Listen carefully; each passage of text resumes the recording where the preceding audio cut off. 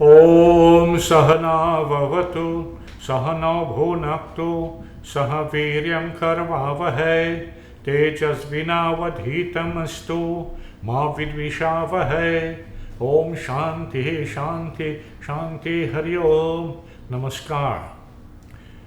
We continue as we did the 2 previous days discussion on the Srimad Bhagavad Gita. Shall we go into chapter 3 verse 13, which says it deals about selfishness and yajna.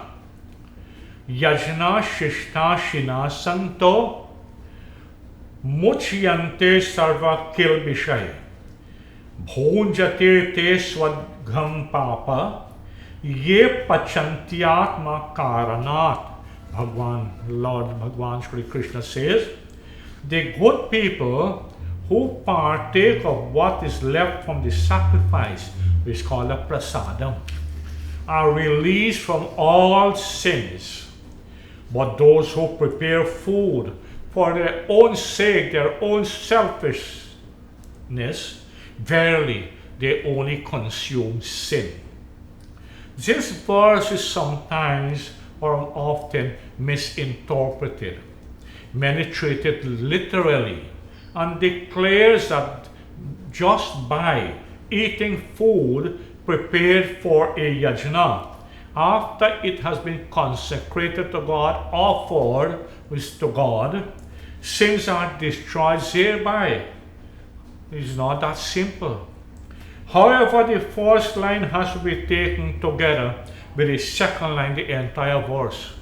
Those who prepare food for their own sake verily eat sin. That is significant. The Lord is telling us that by having worked and gained food or wealth, that food which remains after adequate acts of charity, sharing, have been made to the less fortunate and is then eaten, brings salvation. In other words, self-sacrifice and selflessness bring merit and release from sins. The Lord is also warning that he who is self-centered is partaking of sin. The Vedas is more precise. He who eats alone sins alone. This cardinal principle of Hinduism, Dharma, is sadly missing. It is not being practiced. We need to re-examine our priorities.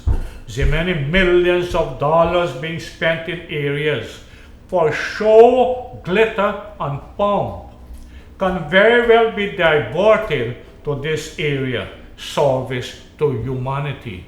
Manava Seva, Madhava Seva. Service to man is service to God. Karma in itself, let us look at karma, is neither good nor evil. Look at it in a superficially. The motive behind it makes it good or evil. The intention, a deadly war, for instance, waged with the object of exterminating the wicked, is a virtuous act. But a pious prayer to the Almighty, on the other hand, for a selfish end, may not be a sin, but it is not as meritorious as a prayer offered for the peace and progress of mankind.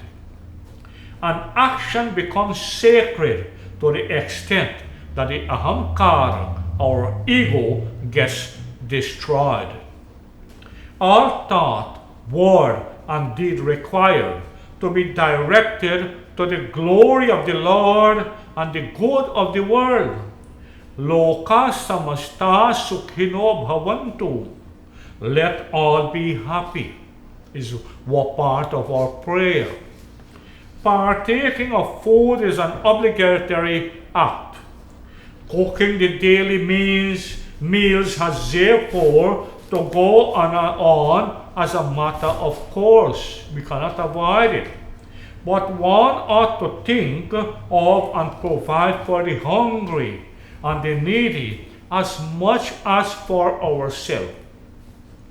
The Lord says that he who is exclusively and self-centered in the procurement of food and in the partaking of it is a sinful person. Here is a story taken from the Mahabharata to illustrate this point.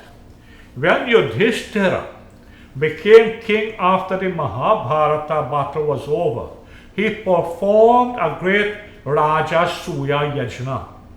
All the people present there, the wise and the scholars, praised that Yajna as being the best they had ever witnessed. A mongoose, however, with one side of his body which was golden, torn to gold, it entered the place where that yajna was performed, and it rolled on the ground.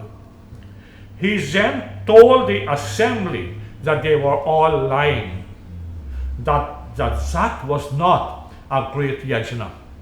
They were shocked, to say the least, and they asked the mongoose to explain. And this is what he said.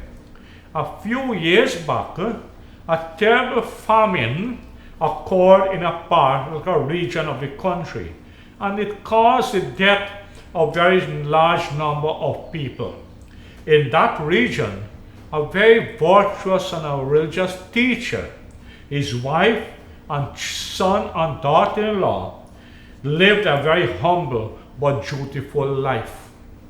In the midst of privation, the teacher continued to teach.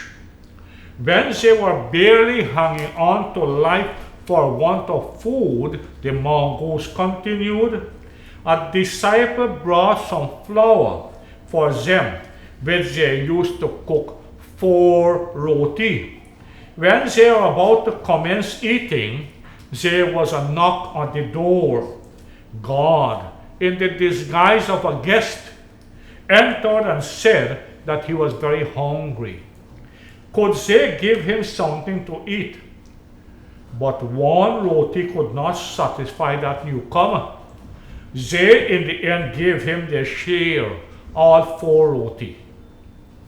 He blessed them heartily for their hospitality and went his way. But the whole family died from hunger. Just then the mongoose continued, I entered their hut and rolled my body on the floor. The remnants of the flour there came in contact with half of my body and torn it golden, as you all can see. It was so because of the purity of the motive and the intensity of the spirit of self-sacrifice in their act of cooking and sharing by the teacher, his wife, and his household. The mongoose continued, since then I have been looking for another yajna of that type, which would turn the remaining half of my body golden. To date, I have not found it. And that is the end of the story. So all Hindus are enjoined, or all mankind for that matter, are enjoined to perform 5 daily duties known as the Panch Mahayajna. 5 Mahayajna, namely Deva Yajna, service or response duty to God; Rishi Yajna, our response duty to the Rishis and the Munis; Pitri Yajna, duty to our parents, living or dead; Manusha Yajna, our service to mankind duty; and Bhuta Yajna, our responsibility duty to the animal world. First and foremost among them is Deva Yajna, the worship of God. It takes priority. The day invariably begins with this. This has to be performed devoutly and to the best of one's knowledge. It may be augmented with rituals according to traditions and individual taste. Deva Yajna is also the company and service of saints, sages, yogis, men of wisdom, knowledge, and those of like mind, those on the path of God. A Hindu should always have satsanga, association of highly elevated souls, as this in turn elevates him, brings him knowledge, and also purifies him. He must also perform havan or puja regularly.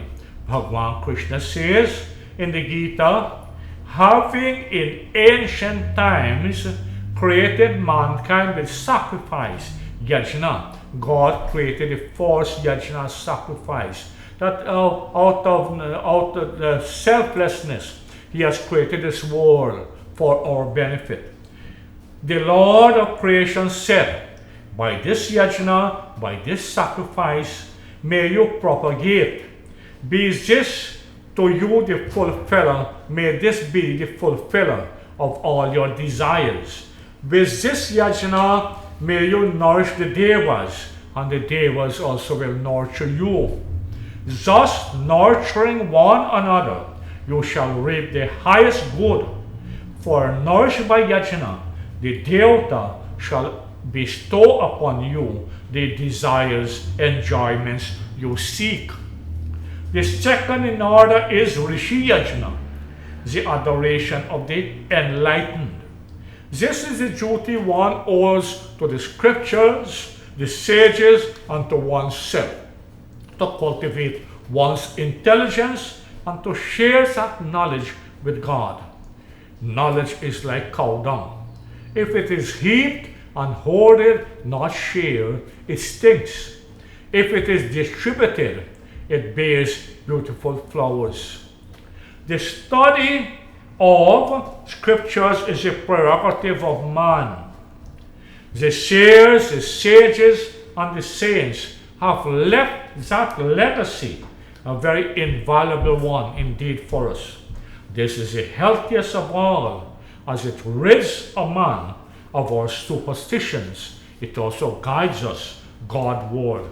Every day we should devote a portion of our time to study, prayers, and meditation.